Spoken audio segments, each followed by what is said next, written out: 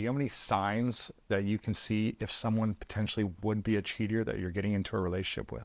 Totally. I mean, yes, totally. So that they're absolutely signs. Before you say that, by the way, it's just so great seeing you because when we met all those years ago, I remember you were sort of looking for your place. Uh-huh. I remember like you were sort of like, okay, I'm going to transition from like sports to sort of like doing something that helps other people. And I remember sitting on my couch and talking about that, and really seeing like how much I really had this great feeling. Like, and I knew like this is gonna work out for him because you just have this quality. And besides greatness is like likability. You're a very likable guy, and you communicate yourself with so much heart. I'm like, oh, he's like gonna be great. And so it's been so fun to watch your career and check I in over the appreciate it. years. Thank you. Yeah, I appreciate yeah. it. Appreciate it. So back to the question. There were two questions. The first one was, can a relationship recover after cheating? And the second one is, what are signs to spot someone who would cheat? So the first answer is, a relationship can absolutely recover out of cheating, but not by someone promising not to cheat again, Really? right? Because what happens is there's a cycle that happens, which is someone, uh, they get caught. They're not guilty about it till they get caught, usually, right? There's a pain, there's a wound, there's a trauma right. afterwards, right, from the other person. And then the relationship they currently have is then threatened.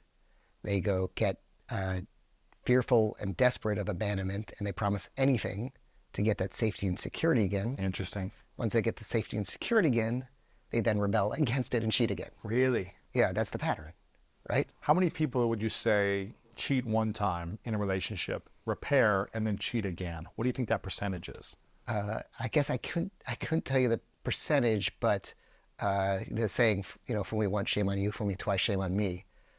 However, being somebody like the short version of the answer is, you can if you actually do the work to change, right? So in other words, if someone says, I cheated, I really need to look at myself and why I would do that to somebody I supposedly do love and care about, and like, am in a relationship with, and are married to, or live with, or have children with.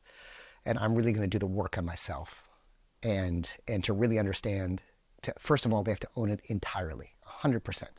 One like important message about cheating is that it's so hard when you're cheated on to think, what did I do, or what did I do wrong, or it's my fault, or you have nothing to do with it. There's nothing that is your fault that makes someone else act outside of their integrity.